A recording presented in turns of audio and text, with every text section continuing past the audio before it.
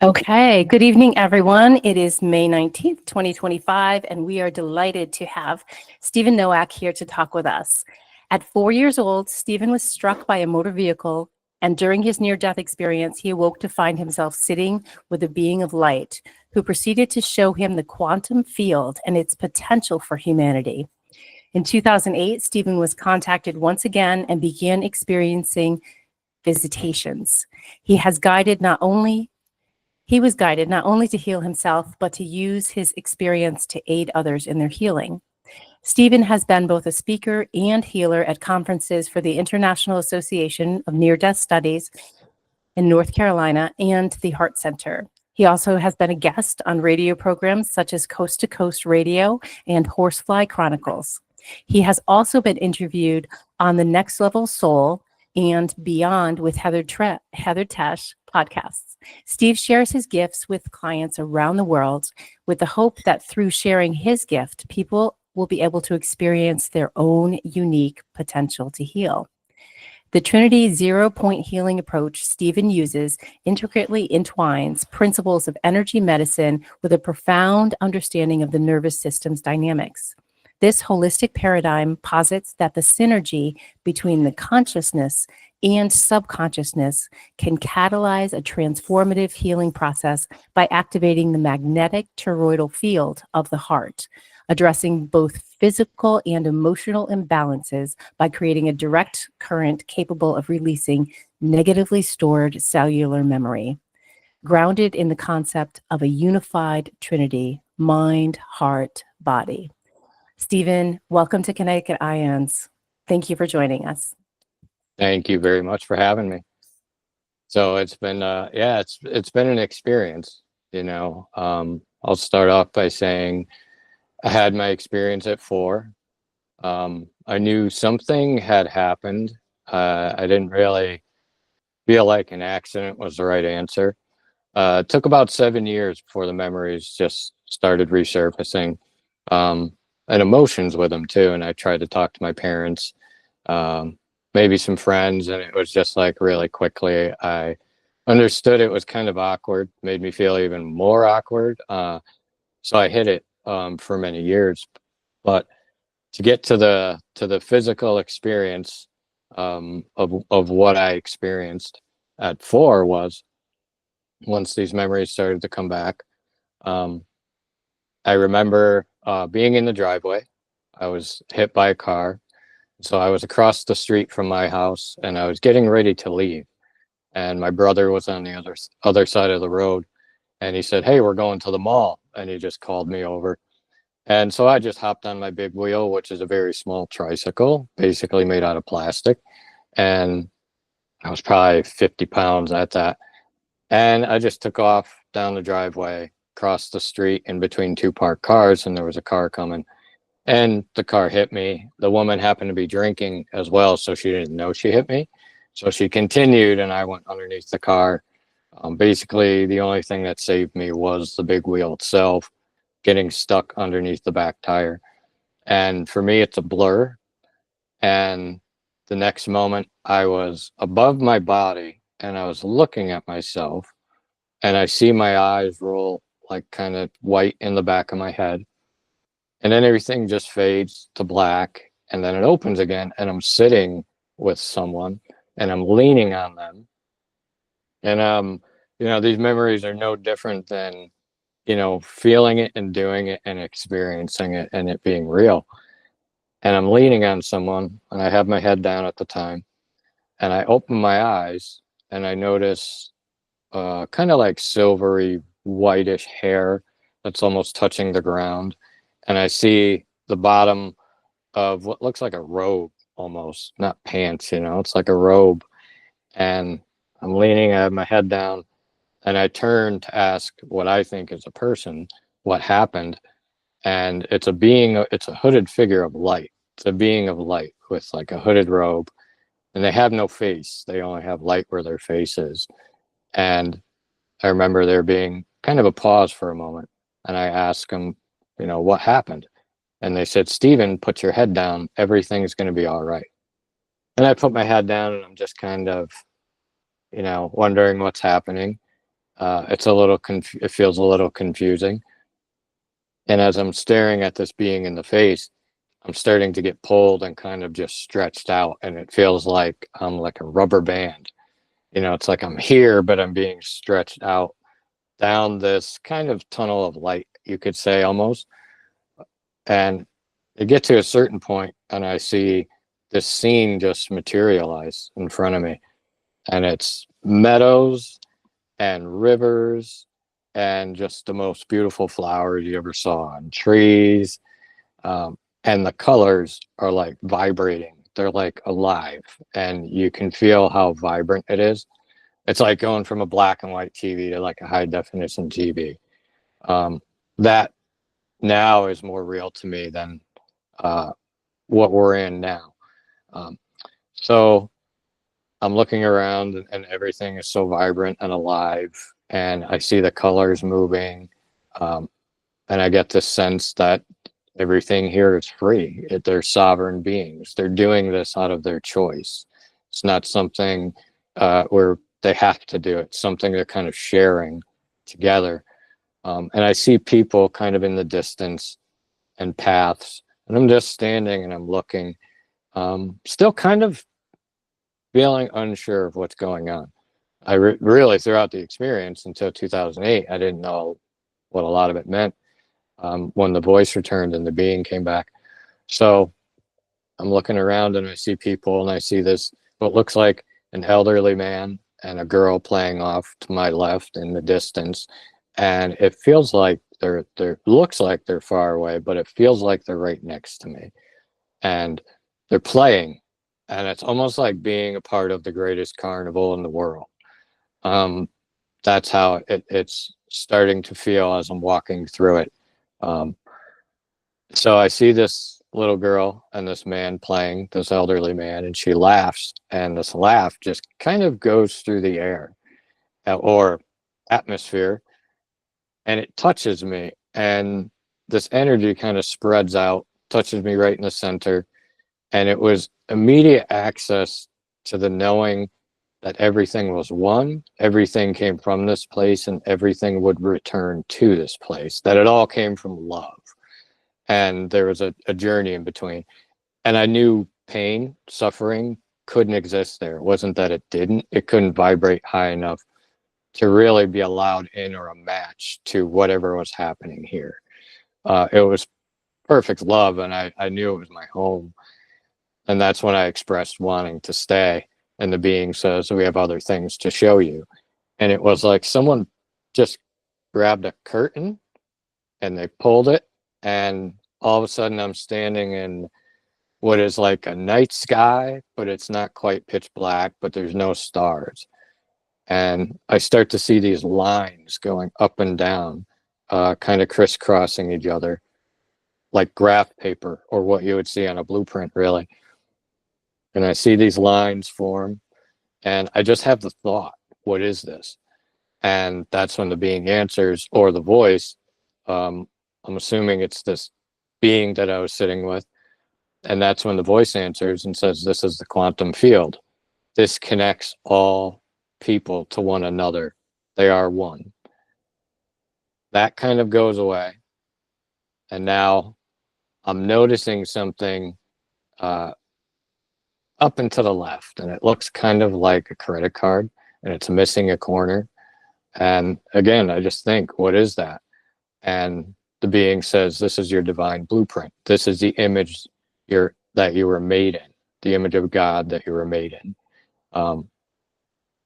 Okay, so that moves. And a lot of this is just pieced together in 2008. It's just things going into my subconscious. This is your divine blueprint. This is the image of God you were made in, or the image you were made in. Later, I figured out it was the image of God. So this is your divine blueprint. That goes away. All of a sudden, I see a pillar of light, and it's coming straight down. And the voice says to me, this is you as you come into the world. And then you spend your energy to have an experience with material reality. And I noticed there's cords going out from this pillar of light that is love. You come in as love, and you spend your energy to have an experience. And there was a multi-dimensional aspect looking at it now, that I couldn't see then. But there's this screen going almost like a 3/4 circle around, and these images that are imprinted in the screen. And the voice says to me that all your thoughts in your life, all of your actions are recorded within this screen. This is like a life review, but you don't have to die to have a life review. And we call this ascension. And then that kind of dissipated. And then I see a triangle approaching me, and it's kind of lit up almost like blue. And then it kind of stops, and there's a dot on each tip, and then one larger one in the middle. And then the voice says to me, "This is Heavenly Father, this is Divine Mother, and this is Holy Son. Make these three one." All of a sudden, fades to black, and I'm waking up with toys. And the feeling that I don't know what happened, but an accident makes no sense. And a lot of this information is being given to me that would come back later. So I hide the experience. I don't like talking about it. I've hid it for many years, actually. The last 15 years, maybe 10 years is when I really started talking about everything. So I had that experience. Memories start coming back about 7 years later, around age 11. Try to talk about it. I start to hide it, but I'm always different. I'm having visions of these lines going through everybody's chest, connecting everyone, like connect the dots, and I don't know why I'm having it. I'm also experiencing, like, I would have visions, but they would be so fast that I couldn't really control them. So I thought my vision was like scrambled or something. Then I got brought to the eye doctor when I was young. They didn't find anything. And there was just this extra sensitivity to people's emotions and energy. And I thought everybody else interpreted reality like me. I never realized my NDE affected me so much. So when I came out of the accident, I had broken ribs, broken clavicle, broken shoulder blades, collapsed lungs. They had done CPR and I believe resuscitated me once. Unfortunately, I didn't have the best upbringing. And I could probably dig out the records from the hospital to find out the specifics. But my mother was really unsure. The neighbors told me, a lot more than my mom could about the accident, believe it or not. But I was a hurting unit. I had been run over. This led to this desire to just, I don't know if you want to call it be extreme or not really care about what happens, but it had led to, I believe, that incident and a lot of the trauma that I experienced from it led to me kind of pursuing more dangerous stuff. I had wound up, when I got to be of age to have a license, flipping a car over at 75 miles an hour 5 times. I had 2 people fly out of the car during the rolling. Everybody landed on grass. Somehow we all got up and walked away, and there were many events like that. But also sports, crashing motorcycles. So the point being is I was a hurting unit. Once 2008 came around, I really didn't want to be here anymore. I figured whatever happened to me at 4 was, okay, it was something, but what does it mean? I never really knew what a lot of it meant. So I thought if there was a God, he probably doesn't like me. But I was impossibly wrong. So carrying on, I go to have a surgery in 2008, and I'm sitting, getting just in the waiting room, just getting ready, and I'm really panicked, and I just want to leave. I want to get up and leave, and I don't know why. But at this point, I had so many surgeries. I was taking pain medication just to function and go to work. I was a store manager at a well-known game store that had a recent stock run a couple of years ago. But I was a store manager. I'm just, I'm taking this pain medication. I'm having these surgeries just to function and go to work. And so I'm sitting there waiting, and I get this panic, and this uncontrollable panic, and I can't describe it. And this is 33 years later after the event. Um, Uncontrollable panic. And then I just went to get up, and I was like, I don't think I want to be here. So I went to get up, and then that's when some type of energy started at my feet, and it just went all the way around my body, and my stomach got warm, and I just felt the most perfect love that I had not felt in 33 years, just spread out inside my body. And it literally sat me back down. That's kind of how powerful it was. And I could feel the pressure of it. There was some type of magnetic force there. And it sat me down. And then I heard the voice say, "Stephen, put your head down. Everything's going to be all right." Exactly the same thing that was said to me at 4. And I immediately recognized it. Uh, and I kind of had a holy cow moment as soon as I realized it was real. I'm awake, and I just got spoken to, the same thing that was said to me at 4. As soon as I made the recognition, something clicked in my brain, because all these visions, but it was like someone hit rewind on a tape reel, boom, boom, boom, boom, boom, and all these energy just started surging through my body, like some type of union of, I don't know what had really happened, becoming real inside my body. So I go through, I go in, I have the surgery. Once it calms down, I come out. It's probably a few days later that I wake up in the middle of the night, and I see a ball of light in the corner of my room. And I'm like, is that a ball of light? And I don't really know what's happening. So I'm like, is that a lamp? Is a ball of light? And going through the motions, is it headlights? No, it's not. Eventually, I stay up for a while, wind up falling asleep. I'm like, I'm not dreaming. A couple nights later, there's a few more balls of light with the other one. I would say 2 to 3. Um, Go back to sleep. I try to just kind of ignore it. Over the course of the next few days, I start to see like just these little rainbow energies just by me. I'm starting to see like these rainbow patterns of energy around me, and I'm not really sure what's going on. Um, Start, you know, experiencing things at work, like psychic events, like telepathy. I would have people come up, customers literally, and I would hear someone say no or yes in my head, and then I would ask them, "Hey, you want a bag, or you want this with that, or you want that with that?" And they would answer, and I'd be like, "What is going on?" I'm hearing someone else's thoughts. So I put it to the test, actually, and I started to communicate with people using just my mind to see what they said, and then I would ask them out loud, just to convince myself I wasn't crazy. Because as I'm walking through it, I'm wondering what's happening to me. Something is happening. I feel different. I'm experiencing these things, that I never had before. Um, so there's telepathy at work.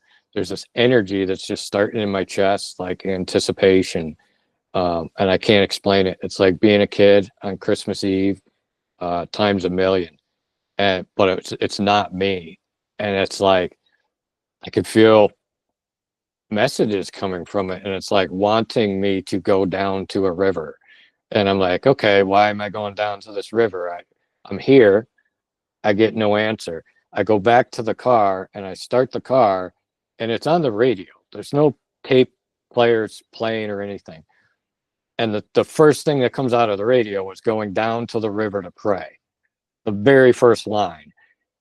And now throughout these weeks, I'm experiencing these synchronicities, where I can't avoid angels, Jesus, some of these other things, and I had no religious background. It's just coming into my awareness repeatedly, and I'm becoming aware of the pattern, whether it's people talking about it, whether it's me overhearing it, or coming up to a story about it, or seeing some type of street sign for no reason. It was just ridiculous synchronicities. I started to keep a notebook. I couldn't keep up anymore. Um, One day, I'm still working at GameStop.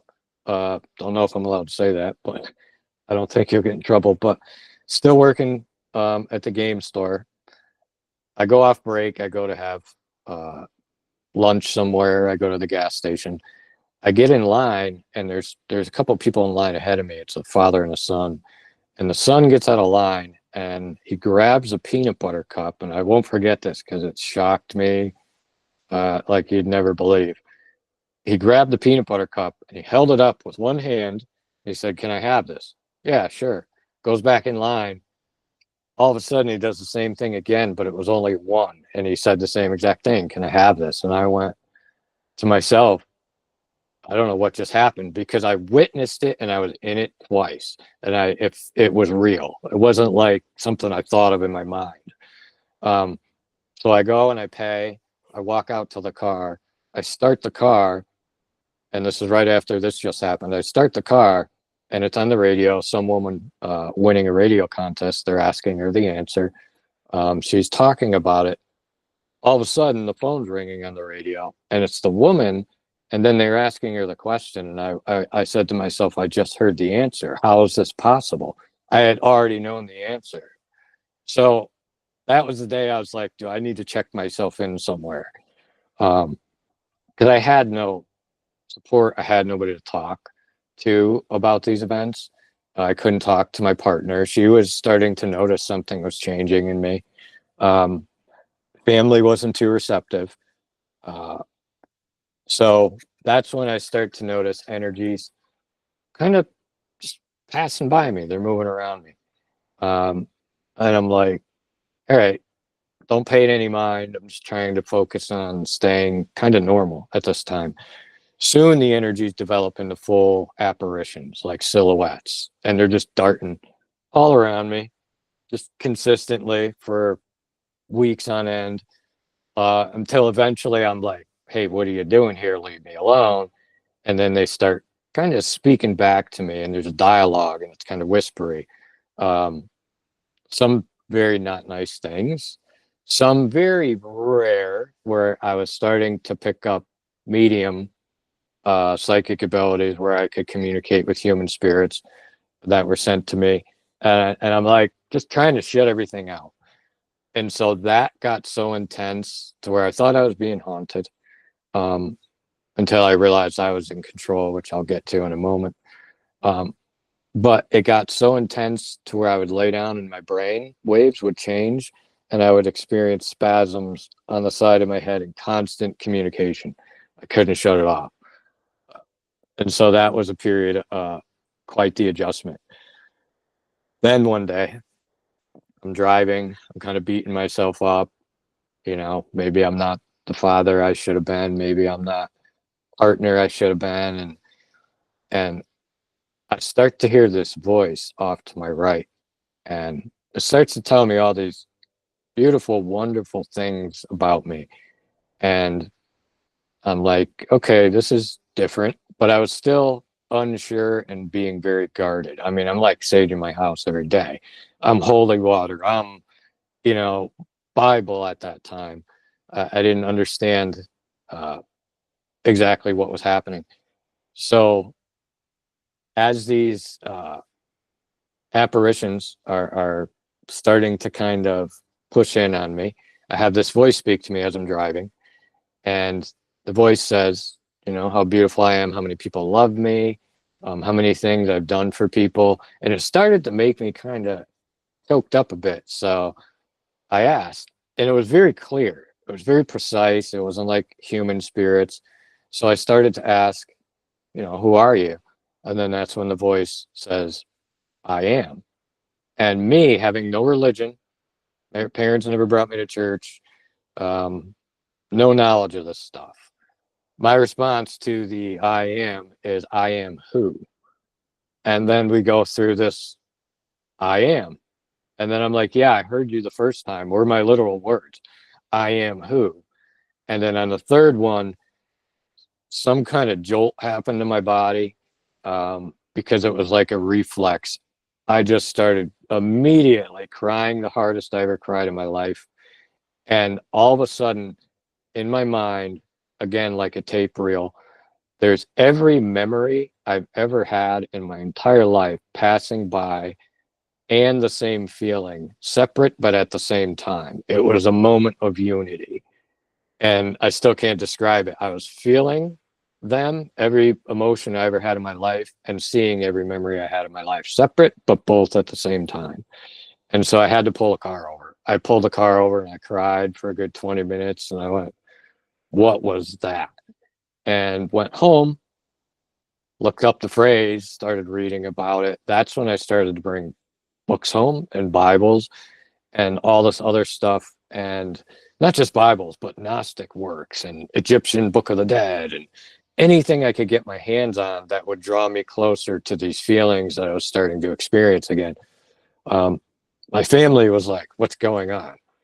So again, no religion. I try to go to a few churches and talk to people. And they didn't really, they weren't receptive. It was more like, hey, why don't you go take this class? So that's when one day a lot changed when I'm sitting in my room. I'm eating a bowl of cereal, Cheerios in particular. And I feel the energy shift in the room, and these beings speak, and they say, we're the Galactic Federation of Light.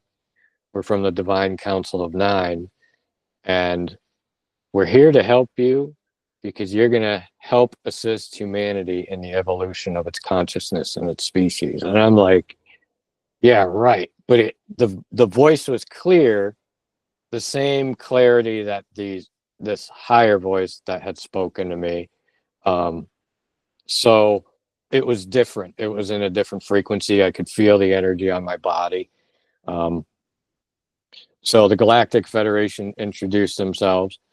They say it's time for you to remember that you're here to help humanity in the evolution of its consciousness and species. And I'm just like, yeah, right, dude. I'm trying to go to work. I'm trying to be a dad. I'm trying to just focus on what's not going to make me look insane to people and have everyone just, think whatever. So they also they say it's time to remember that you're here to help humanity in the evolution of its consciousness and species, and that I'm anchoring a grid that is going to help people upgrade and elevate their consciousness, that my frequency was anchoring some portion of this grid that people are going to connect to.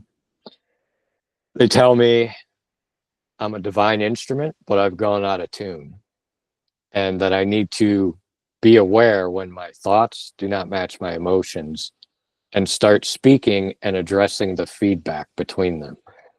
And this was the first teachings of like mind heart coherence, which I had never heard of. I learned about later. They were teaching me how to sync my mind and my heart with truth. And that's what it was. It was harmony with truth. So at this time, they tell me they're more about humanity's evolution. They're kind of guiding me in the collective way. I tell them to leave because I'm still really in the point of my life where I don't know what's happening. And that's in a literal sense.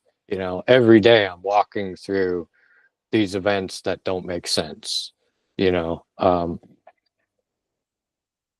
so they leave when I tell them to leave. I say, come back. I'm eating. Thanks, but no thanks. I don't want to listen to this. I look up information they had given me about Galactic Council, the Galactic Federation, the Divine Council. I'm starting to find like web page after web page after web page about it. And I was not someone who followed that stuff at this point. I mean, this is again 33 years later. So I'm like, okay, maybe there is something happening. So a few days later, same thing happens again. And they were talking about the upgrade to humanity and that we needed to defragment basically the stuck energy or data that we had created in the system as a collective. So they were talking about defragmentation of old programs for new programs that are going to be installed. They instructed me in that time to start speaking to any lower energy, as well as any other aspects of myself, any multidimensional aspects, and to begin bind them together, to bring them together as one, truly. And they were teaching me this is the beginning of non-attachment, non-duality. And they say to me, reality is happening through you. It's not happening to you. Again, you're the divine instrument. Um, the apparitions that you're experiencing are being projected out into the field, and these are wounded aspects of yourself, some of them with attachments, and some, again, were human.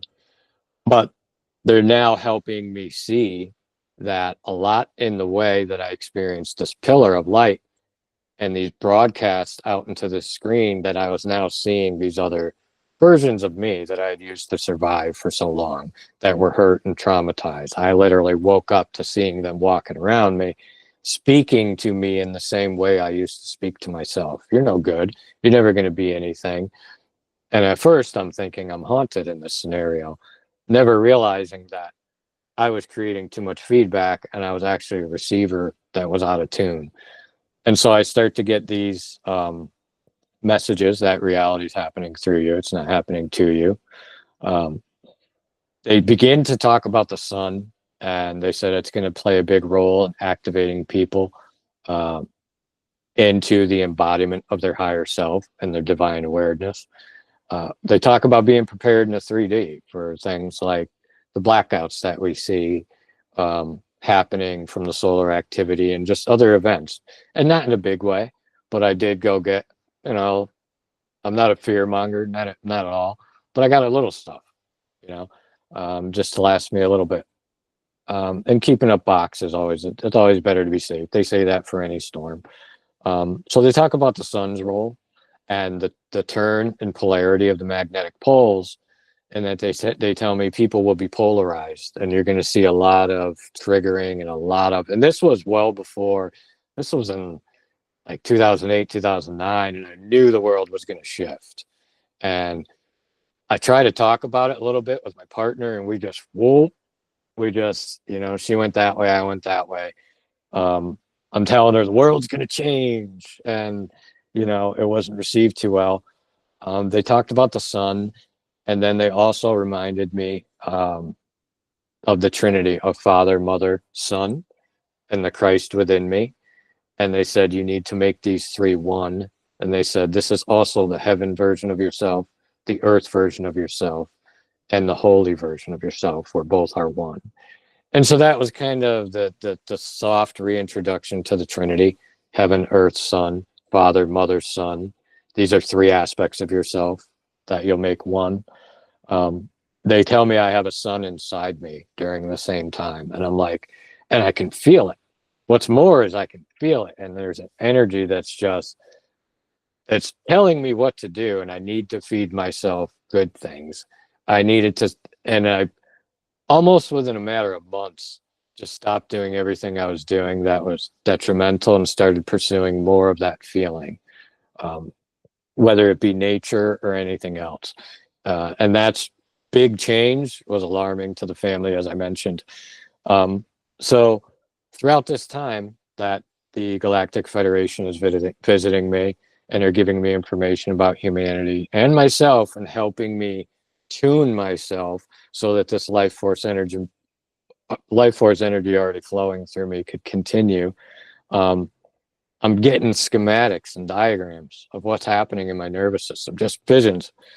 And I'm seeing a rewiring and a restructuring. They come and visit me again, and they remind me continuously that I need to believe I am my divine blueprint, that I am the image of creator I am made in, because this image is whole, and it's going to help me sync my conscious and subconscious to a whole image rather than be fragmented out, which I had already witnessed. And now, by managing my thoughts, the love story that I'm supposed to have with creation in my mind and my heart, moment to moment, by managing that, I'm now, this feedback and this wavelength of these really angry me's are getting integrated. They're no longer in control of neurally hijacking my system. So they're teaching me a bit of neuroscience, about action potentials and different things along the way. And how not to store negative charge in my body and cellular memory, how to limit creating it, and the natural evolution that we're all going to go through as a species by becoming a being of energy, more so than a being of just body and density. And they talk about that a lot in the future, how we're going to we're not going to need as much heavy food. We're going to be more beings of energy. Not into, not, I'm not going to say the quick, fast future, the near future. So schematics, diagrams, and how to rewire my nervous system, and how to ground it with using the Trinity, which I learned later as a positive, negative, neutral. And it's a fundamental quantum physics theory for creating a 0-point field and accessing 0-point energy. This was the triangle I had seen. Didn't learn about this till later, till I started to research what the heck is happening. There was literally a pursuit to not feel like I'm crazy, and then seeing the results in my body. So now I'm going back to work, having these visitations on and off, touching objects, instantly knew how to take it apart and how to put it together, and I didn't know how. I just knew. And that was happening for a period of months. During this time, I had a woman that had fallen outside my store. I was the only one on shift. I was the first one to see her. She falls down. I go out, very first one to get there. She's in pain. She's an elderly woman, probably in her 70s or 80s, and she hit the cement, and she's making, noises like someone would when they're in pain. And for some reason, I put my hand on her back, and she turned and she looked at me and she goes, within a few seconds, "I don't have any more pain and I'm all warm." And it lasted for a few seconds. I told the next person that came out, call somebody. I stayed with her for a bit. And then I went back to work, and I was like, what just happened? That's when I started to research, hands healing, started to really study Reiki at first. And then it graduated. But during this time of this woman falling, me studying healing, I'm having dreams where I'm on these ships. I'm in a different area of the ship. The very first one was being in a medical bay. And I knew they had to do something to me before I could go to the other places. I had a slick white suit. I had bald hair. They were recircuiting the pathways in my consciousness to embody a certain type of frequency or energy. And so I'm having different dreams, weeks apart, days apart, same ship, same suit, different areas of the ship. They're showing me around. I'm seeing these like starseed children that were just like highly intelligent. And every time I would have one of the dreams, I would wake up covered in sweat. And now, to me, it wasn't a dream, it was real. And I could feel it and experience it. That probably, a month or two later, I'm still experiencing interaction, trying to separate reality from fiction. A few months later, I'm sitting outside in my chair, my lawn chair, and all of a sudden, I can feel myself slowly being lifted out of my body. And I'm like, what's happening? And I notice all the pain leaves. It just, boom, just melted. And these beings introduce themselves as a race of angelic beings. They start teaching me that I'm an energy playing a character, no different than an energy in a video game. But that I have attachments to identity, and these identities of these things that I have done were not me. They talk about quantum physics. They start to teach me, they tell me you have an operating system and you have a hard drive, but you have programs that need to be uninstalled from the hard drive before you can reinstall new programs that are going to bring you back online and really exit you out of the matrix, is what they were saying, as a identity of energy, more so than the body. So they're teaching me and showing me a bit about quantum holographic reality, as I've been experiencing through these waking up, these apparitions, having to deal with that. They continuously remind me that I am my divine blueprint. This has the correct imprinting of the arrangement of circuits to embody my higher self. When I believe I am this whole image, I become wholly embodied. And they're kind of guiding me bit by bit. During this time, I'm really dedicating myself to nature. I'm starting to do things a little bit differently. Now, they also bring in the Trinity again, and they bring in frequency, energy, and density. They bring in data, programs, and cellular memory, past, present, and future.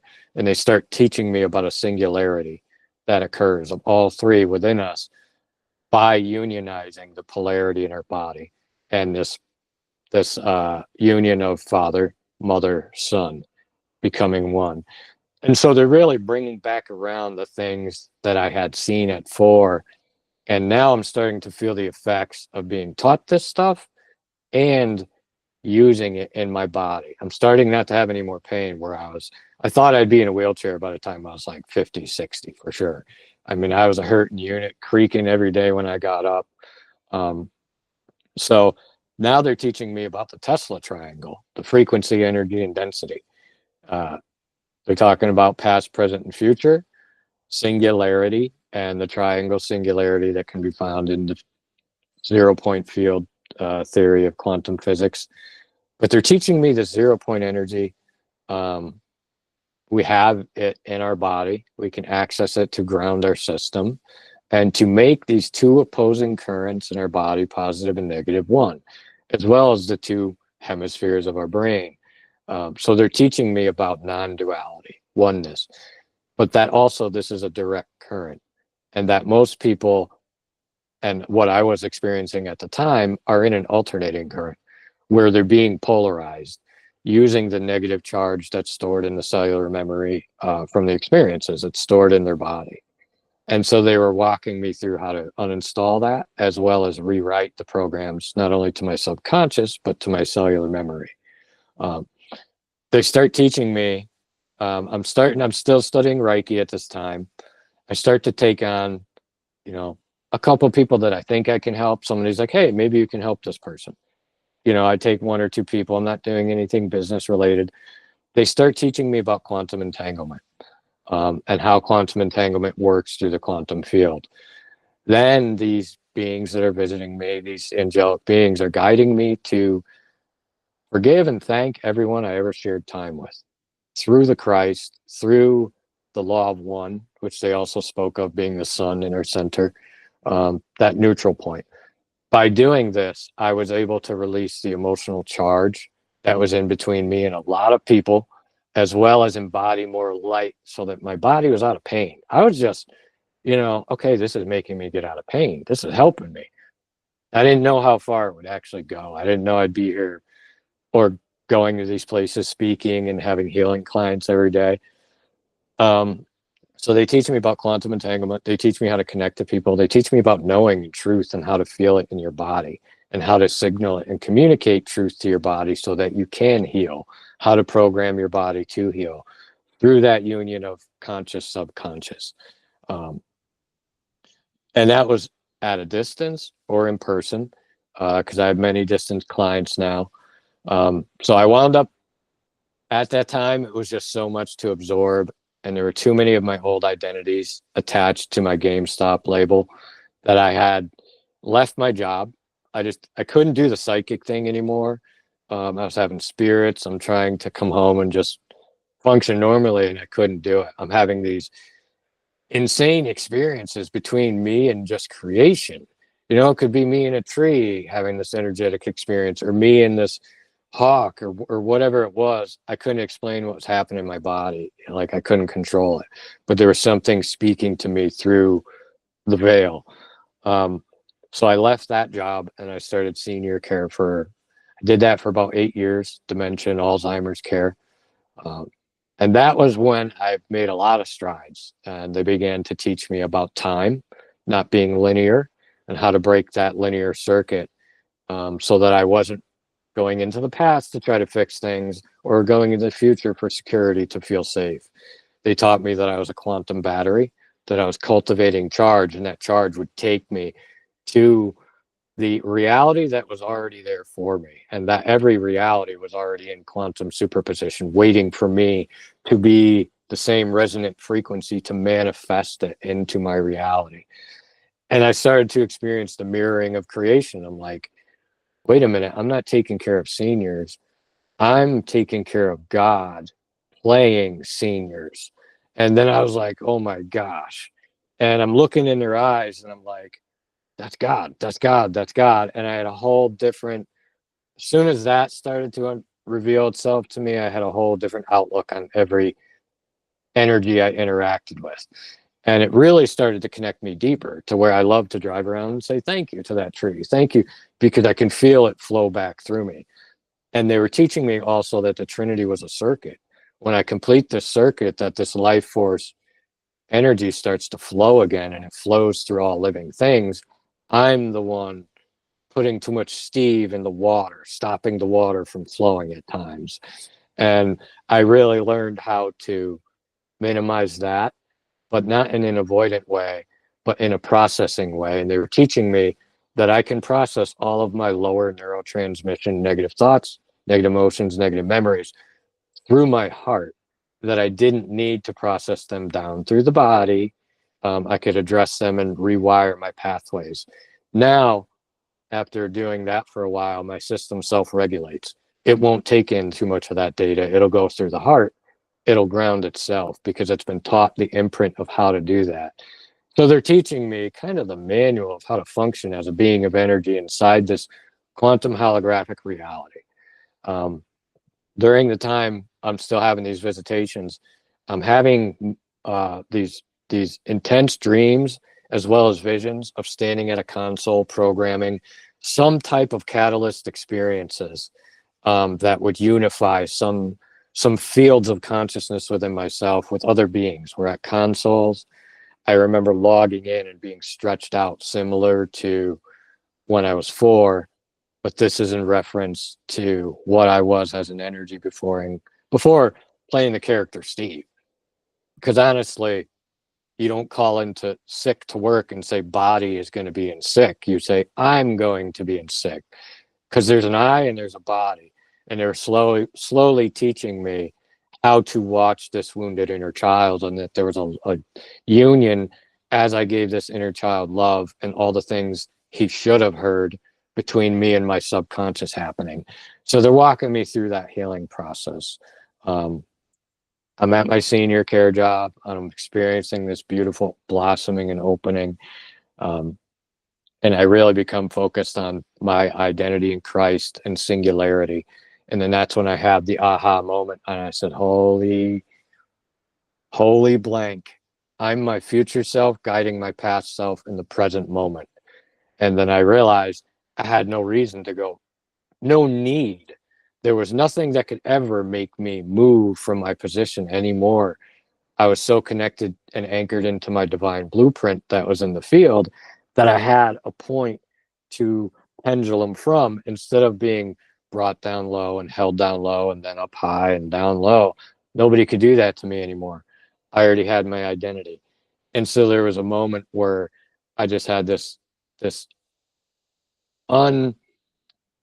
unbridled feeling of free will, where I was like, I'm done, I'm out. And then realized that I was the programmer inside, kind of like quantum tech support, if you will, where I was kind of helping people get online again, that we had all had this experience together as one, all coming from the same source. It really helped me start to see everybody as Christ. I started taking more clients. I started doing that. I would do the senior care during the day. I would do clients at night, until the scales just shifted and I started to see the results of working through the quantum field with these people, using singularity, meaning I had all of my dimensional energy present in the moment of now. And divine blueprint, again, is a whole image. It's not 50 images of me in the minds of others vibrating at different frequencies out there that I have to worry about. Am I okay with this person? Did I return that text? No, if I'm pleasing to the energy of love moment to moment, and this image and this embodiment of truth then I'm okay to move around through all spaces. So there was a real unity happening. And I started to take clients. I started to see these healings happen, digestive disorders, these kids that were on ventilators and hospitals in Canada, where I'm just like, yeah, I'll do it. I'll try it. Yeah, I'll try it. Yeah, I'll try it. And I firmly believe that what I experienced, creating singularity in my body, being able to heal my body through a direct current ground, is what everybody can do. That we got split into a system of duality. And now as a species, we're making these two opposing currents one. It's happening naturally. But some people are resisting it and they're fighting themselves. And so many, hundreds or even thousands of sessions later, and speaking in even Phoenix, very big conference. I'm still hesitant to tell some of my story because it's so unreal that it's normal to me. And so I don't like being put on a pedestal. I don't like being judged for being weird. I don't like any of that. It's like, if you want to share in this one love that we all came from, I think it's a beautiful thing, and I think we can all do it together. And I think we're all naturally connected to this Christ, whatever you want to call it. And so there was the law of polarity, and there was just teachings and layers of teachings from different cultures and histories that were just being downloaded into me. And there was one day where I'm crying and I'm like, what's going on, God? Where is this coming from? And show me. I'm like literally at a cross, kneeling down, crying. Show me. That's when I have a vision, and I see out, like I'm looking outside of my own eyes. I'm walking and I'm looking down. I see my feet. I see a tunic, or like a brown sackcloth I'm wearing, and it's crystal clear. I can see the light bouncing off every grain of sand. And I look over and there's a river on my left. I look over, it's like a path. There's two rivers on my right, and they came into one, and this vision ended. And I'm like, yeah, thanks God, that helped a lot. But then I had this feeling, look it up. What does it mean? And again, it was a reference to the Trinity, but there was also something happening with the parting of the Red Sea, I think, from what I recall looking up at the time. So there was some God saying, okay, you had prior knowledge of this. So that made me feel really kind of comforted when I wasn't getting a lot of comfort. There weren't Facebook groups at the time. There wasn't anybody who would listen. My story was either rejected by people experiencing New Age spirituality because it had to do with Christ and God, or I was a charlatan and I was working with the devil when I tried to talk to religious people. So I literally had no one but me and Christ. And I started to also get guided to go through certain, I guess you could say, spiritual initiations, where I would do things like Nordic cycles, really extreme hot water, extreme cold water. I would test my will. I would speak to my body. I'd say, you're not hot, you're not cold. What I was doing is training it to be able to overcome the polarity. And so a lot of quantum physics, a lot of neuroscience, and the things that were happening in my body at the time, which I came to discover were action potentials, which are usually normally occurring, but not quite at the rate of voltage that were happening. This was releasing negative ions stored in the cellular memory where trauma was stored. So I did a lot of research on cellular memory and a lot of other things in past lives. And many clients later, I've had people come to me with just regular injuries. I've had people come to me with dark cases. I've had people come to me to work on a loved one who doesn't even know I'm working on them. It's all the same. It's all done with love and a knowing of that unconditional love I already received being placed in that person. And it was all about love, like all of it. So I don't know where we're at with time, if you want to take any questions.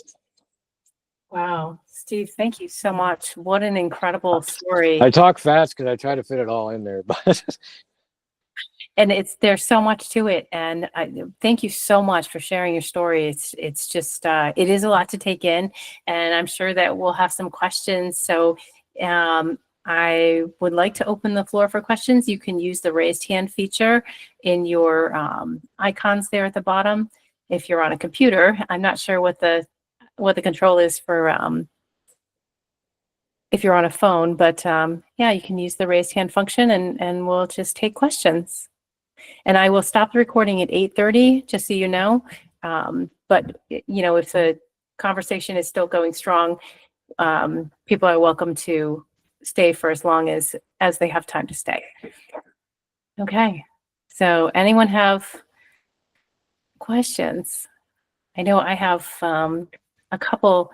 You, Steve, you mentioned, and I've watched your Next Level Soul and Heather Tesch interviews multiple times. And we've also had a session, which was great. Mhm. That was a gift from my amazing husband. And I was so appreciative that we could do that. That was really special to me.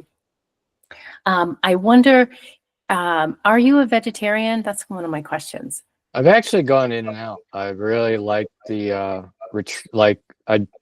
when I talked to you, I was in North Carolina just finishing the retreat. Pretty much vegetarian the whole time. I kind of go in and out, but I always also make sure that I understand each body's different. It's going to need different things, but you need to bless it. You need to give thanks for it. You know, as one being of energy, I need to give thanks for that if I'm not eating vegetarian at that moment. Okay, thank you. I know it was a simple question, technical question. It's simple, but it's not simple. I look back to where it says, what I made clean, you shall not call unclean. And so I bless everything through the Christ, no matter what it is usually. And I can feel the energy is different. You know, it's very different. Awesome. Thank you. So we have a comment from Marilyn saying, you are the messenger. It is all good. And we have a question from Andrea. Steve, do you help people with possession from discarnate entities? Sure do. It's all the same. It's all the same formula. If you can create a 0-point field, a maximum grounded state, they have no choice but to leave. What happens is they hijack the negatively charged trauma still stored in our cellular memory, and this kind of drains our battery. It gives us almost like a short circuit before we can cultivate enough energy to expand our consciousness. And so, yes, the answer is yes. Thank you. It really depends on if the person wants to be helped, to be honest with you. They want to become more aware of, you know, their reality. Okay. All right, we have a couple people with questions. So Matthew, we'll start with Matthew and then go to Dana. And Andrea says, thanks for answering her question. Okay, Matthew?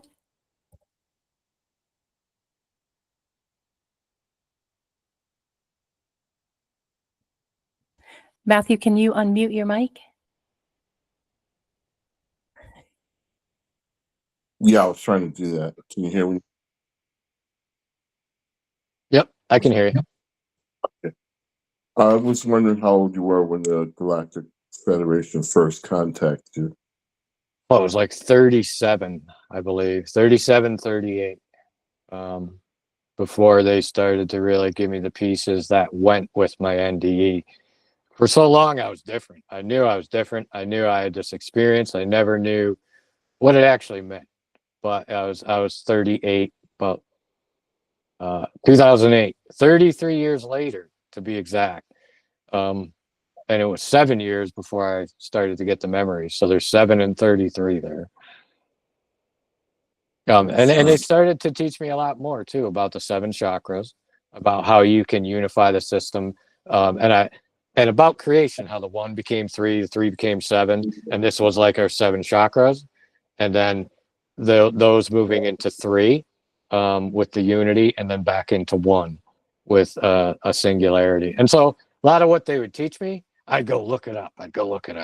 And I'd be like, oh, maybe there is something. And it became the Trinity protocol, the formula, word for word. But everybody I work with, it helps them unify those 2 poles.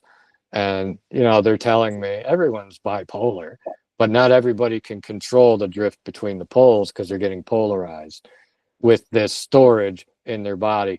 we can move your system into a wiring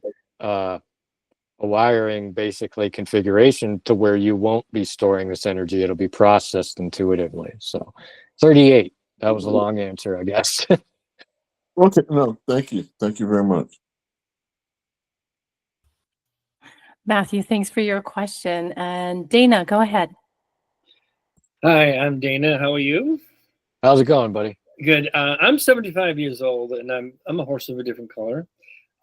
I believe that my first 75 years have been in preparation, and that my purpose in life is about to happen.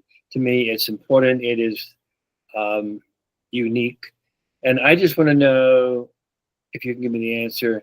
How does one know for sure that they are on the right path, that they are fulfilling their purpose? Can you verify that I'm fulfilling my purpose? I don't know if you can or not. I'd say you're fulfilling your purpose no matter where you are, because your purpose is to have this experience. Now, if you're feeling separation from yourself, from love, it's something you want to look at in a mathematical way, where I need to generate more continuity and more energy between mind, heart, and devotion to creation. Because as you're devoting love to the flower, to the tree, to the Christ and other people, this love comes back to you, and creation starts to devote itself to you in return. And then you start to experience that unity within yourself. So the question in itself reveals a need to connect with the sensation of truth and what it feels like in your body. And then couple that truth with I already am. I am a sovereign being. And my point is in this experience is to experience being human without attachment to my identity, to know myself as an energy of love before I leave. Now, that's not love where you got to go and overgive. That there's times where I need to cultivate it and hold it for myself and allow myself to expand, and other times to give it. But the more you devote yourself to creation, the more your purpose is to get to your highest timeline as you're playing in this video game, right? As the character called Dana. Is it Dana? Right.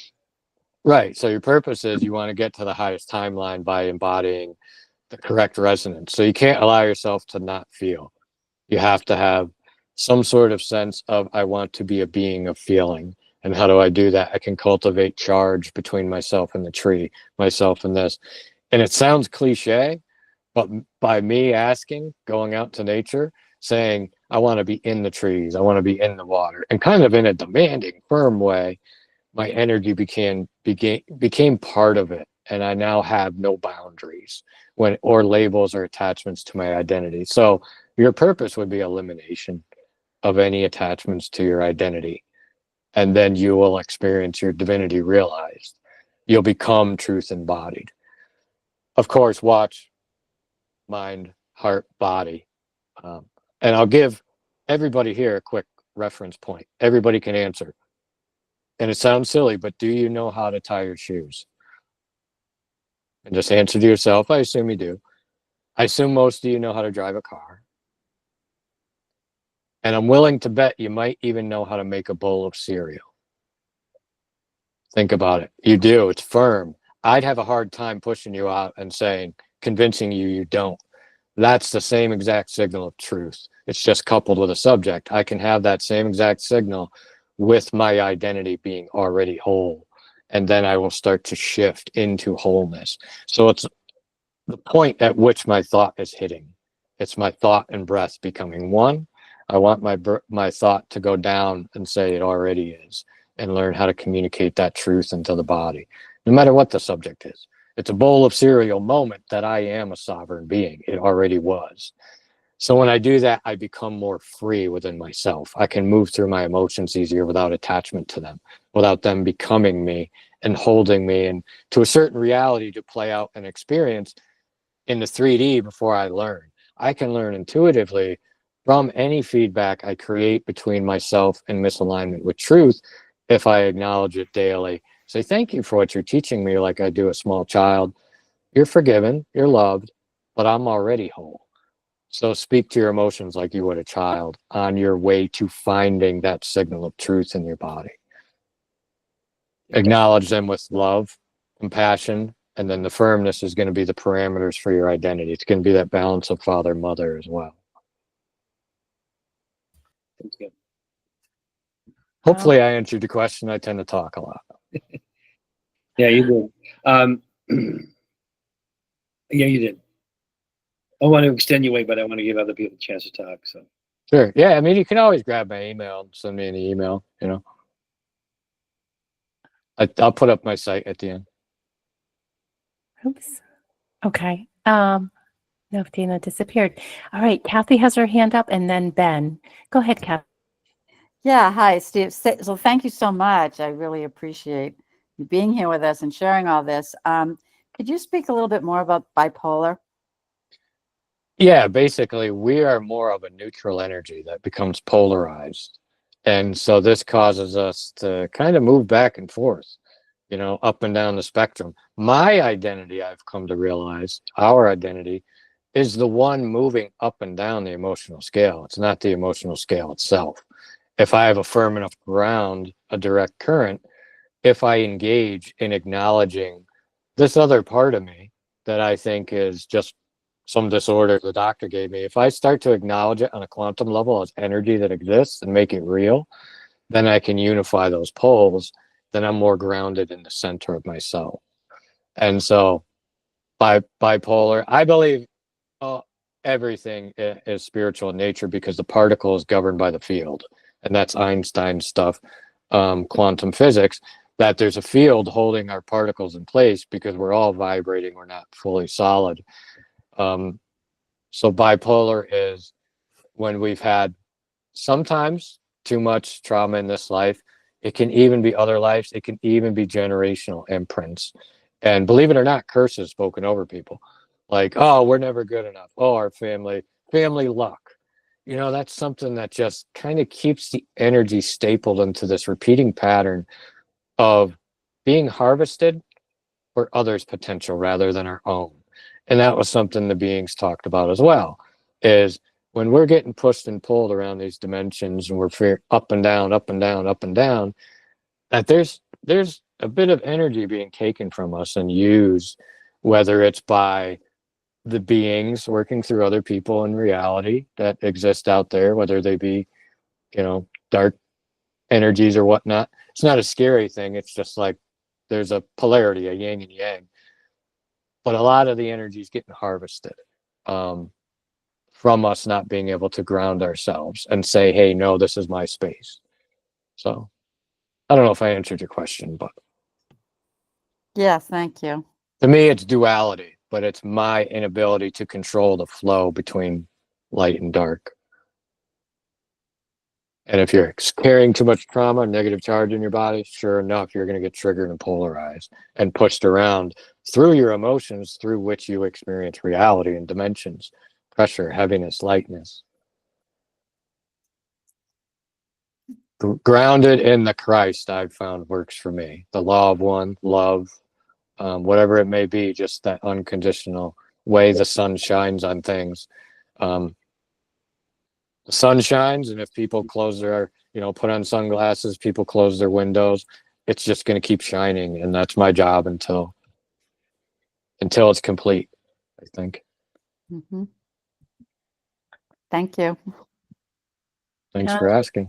Kathy, thanks for the question, and we'll go to Ben. Yeah, thank you, Stephen. I really enjoyed your talk presentation. I have a question. You mentioned that you learned about or were given knowledge about quantum entanglement, and I'm curious about that. It's so counterintuitive. Doesn't seem like science has a really good explanation for it as far as I can see. I'm not a scientist, but the little that I've learned about. And so I wondered if you had any thoughts about, you know, what you learned about it, maybe how it relates to communication, psychic ability. Any information on that would be much appreciated. Sure. Yeah, there's tons of science out there now. They just gave out a Nobel Prize for it, quantum entanglement. So I view it as the light from our fields that are interacting all the time. You can also use, I believe it's Carillion photography, to see the biophotons of plants, as well as people. What I've come to learn is that these biophotons that are measurable can be encoded with certain frequencies and sent, and that there's distortion we create in our body, and that by quantum entangling, speaking a certain language of energy to this person in Russia, I've even had Iran, that their system starts to become aligned, and that goes back to the becomes the same frequency of love, put it that way. Now, sustaining that is a different story. That's where you need to ground yourself regularly. But I came to learn about light, and I came to learn about it not only because they were teaching me, because I was experiencing psychic things that were unexplainable. I would feel people, I would hear people, and I knew there was some communication system happening that I wasn't fully tuned into, and I wanted to be. And so that's what led me to explore biophotons and the communication through quantum entanglement. Thank you. Yeah, you bet. Wow. The complexity of this, I'm going to have to go back and watch this video a couple times to pick up on the nuance of this. So I'm hoping that maybe you'll come back and answer more questions for us, Steve. Sure. Or maybe it's just me. But we're Ken, we're all beings of condensed light, but we got kind of, we forgot. We think we're two, but we're actually one. It's amazing. Okay, Ken, go ahead. Yeah, I just wanted to mention, less of a question. Actually, I do it in question form. Steve, would you talk about what's happening at the end of the month? Because I'd like to invite everybody. What's happening at the end of the month? May 31st? Oh, you're talking about the group session? Yeah. Oh, yeah. I'm having a group session that everybody's welcome to join. You can get the link to sign up is through my website, and then you'll get the Zoom link. It's something that I try to do to give back, whether people can donate or not, doesn't matter to me. It's something I truly like to do because there was a love given to me that I feel I should give to other people. So I try to make that option available.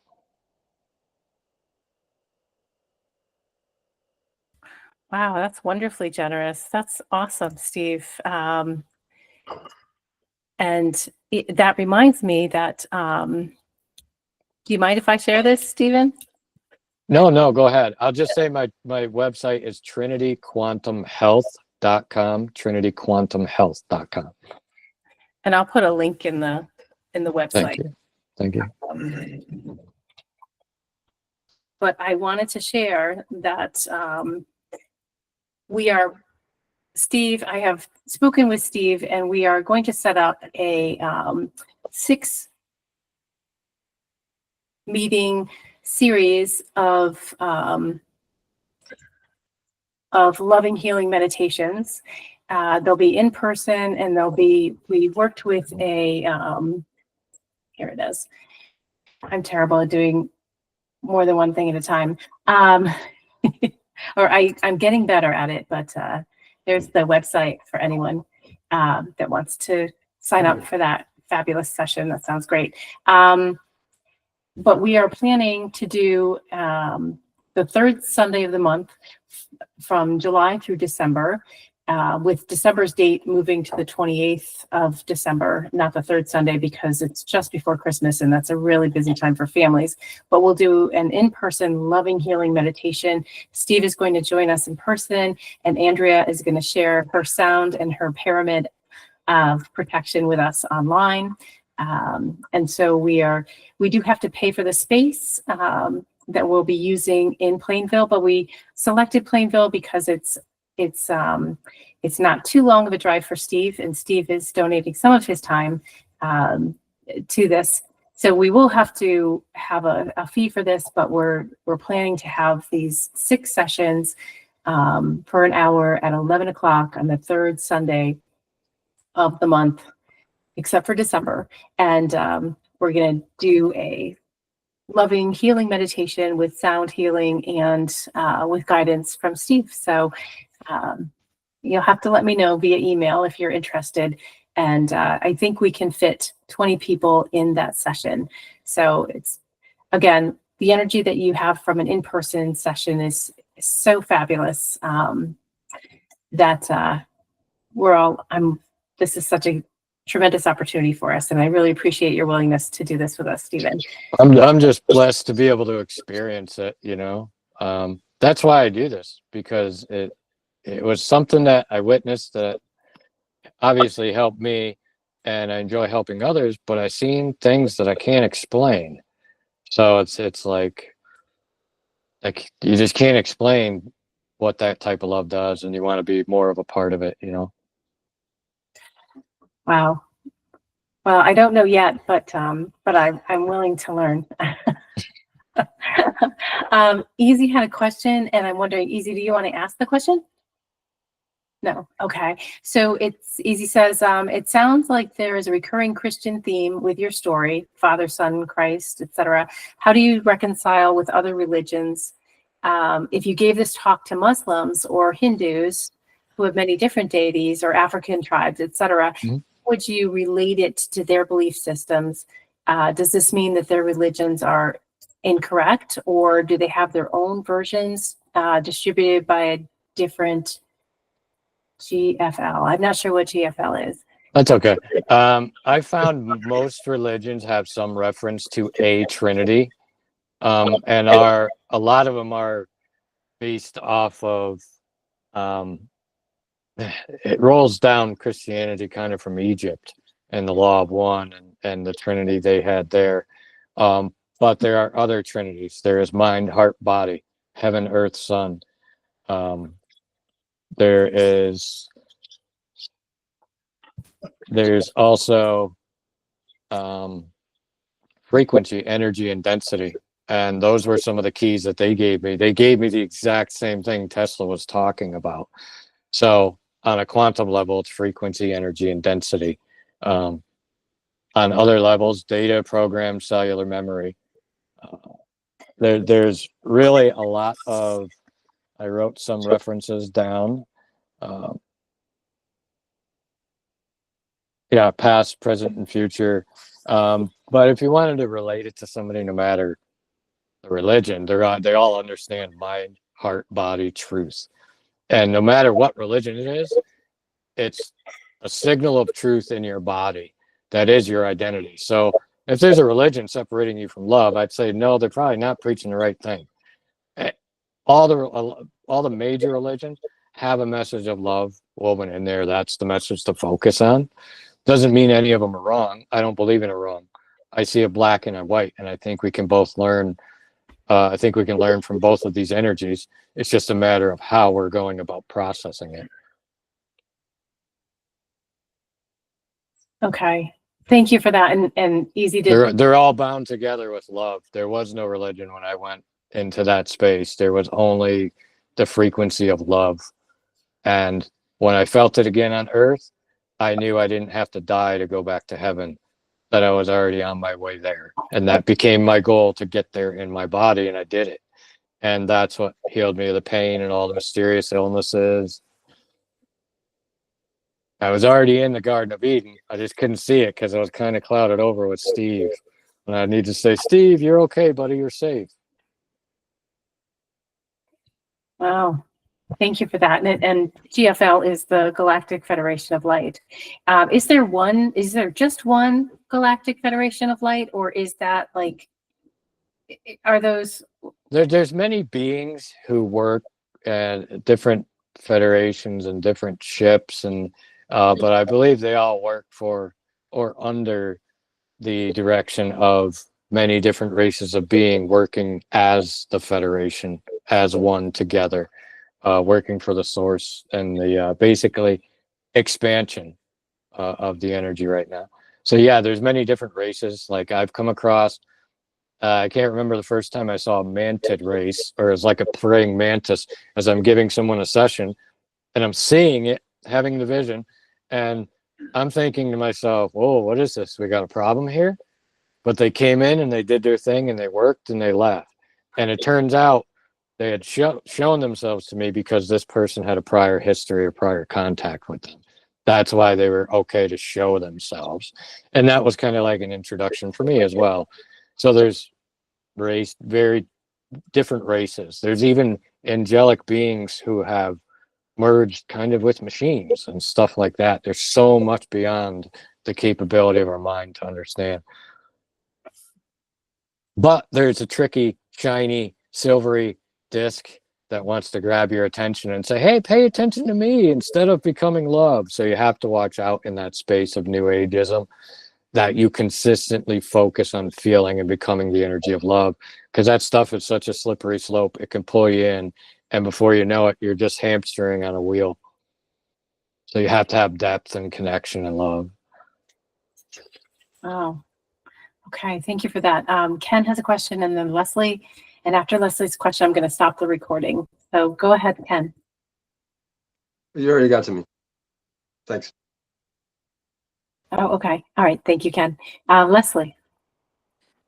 Hi. So I absolutely enjoyed your talk. I've been listening to your talks on death experience on YouTube. So I just want to say, and Bethany introduced me to listening to your tapes. So I wanted to say thank you.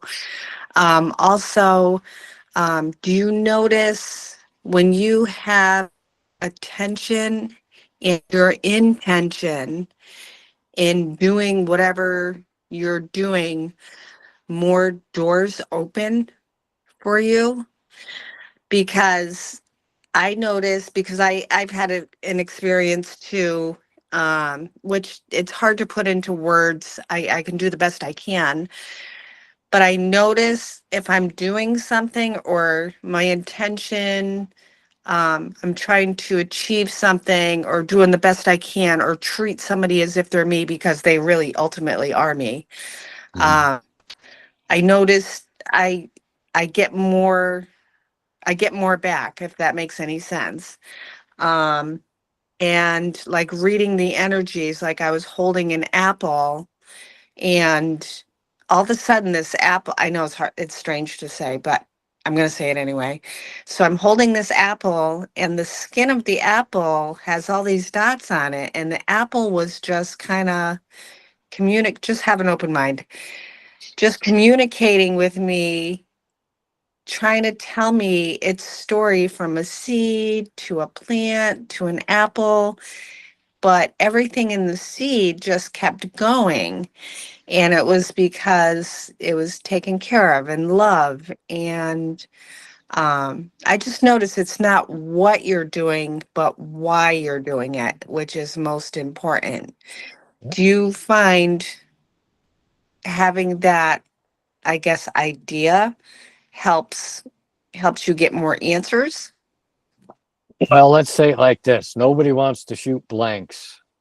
You know what I mean? And it's a lot like shooting blanks. If I don't load my intention in the right frequency before I send the thought through my body, what good's it going to do? It's very similar to, because you're going to oscillate. We oscillate. We have something like a crystal here and a Tesla coil that causes our identity to oscillate in and out of the light and dark. Our goal is to ground ourselves. So if I go to the grocery store and say thank you to the woman that helped me and I really mean it, and then I go the next day and I say thank you, but she wasn't helpful and I don't mean it, same thank you, but two different thank yous, right? Yeah, so there has to Yes. be a genuine, honest charge. And so when I have trouble being honest or getting into that honesty, I just go to the gratitude. Thank you to the tree. Thank you to the sun, because I don't have anything personal against you or with you. So now I'm cultivating a charge that's going to help move me back into that space of oneness where I want to be. So yes, it's very important, the intentions with which you say your words. We're not perfect, so you want to have that time out during the day to address any feedback we create from being human. Just putting light on it. So say if somebody needs healing and they just give you a blank stare, or they don't want nothing to do with you because no judgment, just, they need healing, because obviously if they were healed, they wouldn't be acting like that. How would your energy approach them, or would you respectfully just say a quiet prayer so that they heal? What would you suggest? I connect to everybody through the quantum field. Their subconscious will accept what is and what is not meant for them. Okay. I no longer go into anybody's personal space. I could have, and this is an example, I could have somebody next to me who's in pain, but if they're a person who's not asking me, it's not really my job to say, hey, I can help your pain, because I don't know what it's going to do to their subconscious, to their beliefs and whatnot. Now, I will make it known what I do for a job. I will make it known, some other things that kind of just leave the breadcrumbs there. So I'm like, here's some breadcrumbs. If you want to come find me, I'll be over there by the tree. So I do that kind of stuff as opposed to the hard sell, what I used to do. And if it's somebody you care about, try to find a subject that they're open to. Whether I find most people can not deny science. Everybody's all about science, right? Well, let's get into the science of quantum physics and what happens in your body when, you receive energy healing, or what happens when you balance the polarity. There can also be alternative ways to walk people into healing by asking them to go do certain activities with you, whatever it may be. But it's always prayer. I'm always blessing them through the Christ, through the Son, through the law of one, through the energy that I went to, that we all came from, and that I'll return to. That we're just playing characters right now, but I always bless them through that energy. Thank you at the end of the day to anyone I ever shared time with. Please help them receive healing. But again, we're at intent.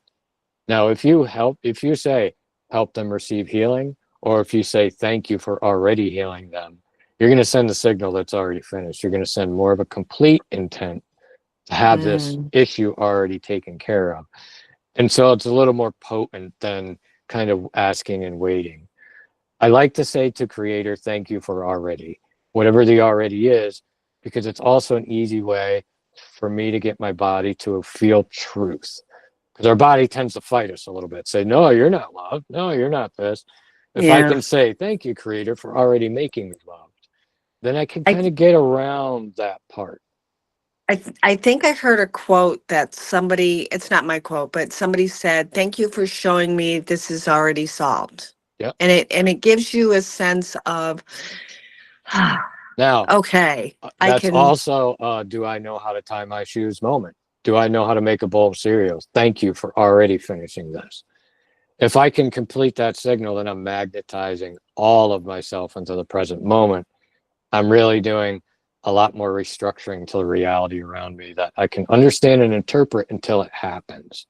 And I'm walking in it, So yes, we're multidimensional beings. The point is to be a singular aspect of love, to not have our angry parts out there beating ourselves up and beating other people up and things like that. I agree. Thank you. Leslie, thank you for that question. Michael Martin, you'll be our last question, and then I'm going to stop the recording. So go ahead. Oh, okay. Hi, Steve. I really enjoyed your presentation and everything. I did type in a question earlier, but it's gone. It's scrolled down. I mean, it's scrolled up further. There's something that I was contemplating on trying. It's called FLFE. Have you heard of that before, Steve? No, it doesn't sound familiar. It's called Focus Life. Let me make sure I'm reading it right. It's called Focus Life Force Energy. Some kind of a technology that you can try for this one company or organization. Is a lot. They are offering a free trial for 15 days of this new energy. Well, I won't say new, but this energy technology.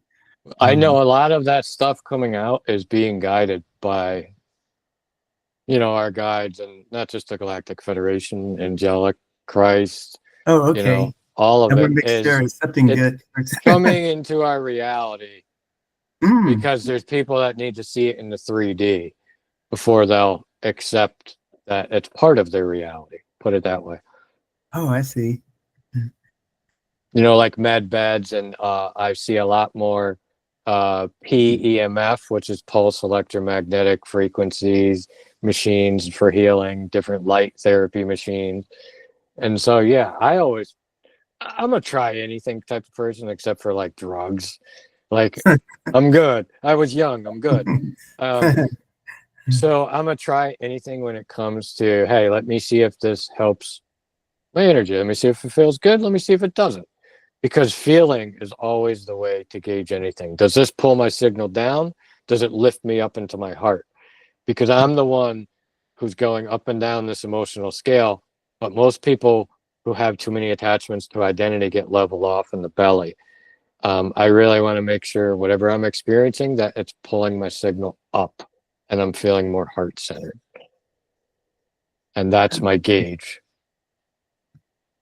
Oh, wow. Okay. That's great. It's a great answer. Is it okay, Bethany, if I post the link in the chat to that? Oh yeah, go ahead, Michael. It's all right. Okay.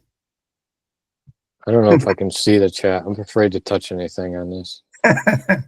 Here we go. Well, Okay. I'm having let me- trouble typing, so I just got through driving through Houston traffic for a long time, so my typing is all messed up. I can't work with my fingers now. Okay. Yeah, I Okay. just posted it. Yeah. Yeah, I can see that in the chat. It's highconsciousnessfield.com. Right. Mhm. And with that last question, I'm going to bring closure to our recording by thanking Steve. Where did Steve go? I wrote it down, Michael. Thank you. There you I don't are. know. Where did I go? Thank you, Steve. I see you. Yeah. Thank you for that. Steve, thank you so much. Love you, But man. yeah, Steve, thank you very, very much for Yeah. what an incredible session. I know folks want to say thank you to Steve right now, but Thank you. yeah, this was just awesome. I learned so much and so appreciate the time and patience you take to teach us.